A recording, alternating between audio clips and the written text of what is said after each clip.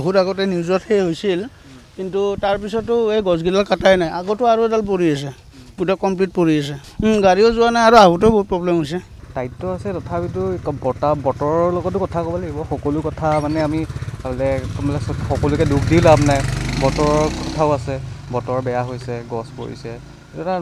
সকলো আপুনি সামঞ্জস্য চলাই কৰিব লাগিব আৰু আপোনাৰ ভাল বেয়াটো থাকেই না তেওঁলোকে কৈ আছে যে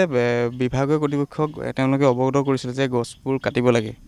মানে চাওক গছবোৰ কাটিব লাগে হয় একেবাৰে গোটেই গছবোৰ কাটি পেলালে আমাৰ প্ৰাকৃতিক এতিয়া বৰ্তমান কিমান গৰম হৈছে আপুনি দেখিছে গছটো দৰকাৰ হয় গছবোৰ অলপ সৰুকৈ কাটিব পাৰে ডাল চালবোৰ কাটি দিব পাৰে তেতিয়া বেছি ভাল হয় আৰু গোটেই গছবোৰটো কাটি দিলে আমাৰ আমাৰ গুৱাহাটী কিমান গৰম হৈছে আপুনি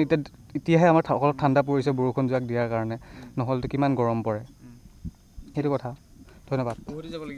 উভতি যাব লগা হৈছে আৰু অলপ অসুবিধা হৈছে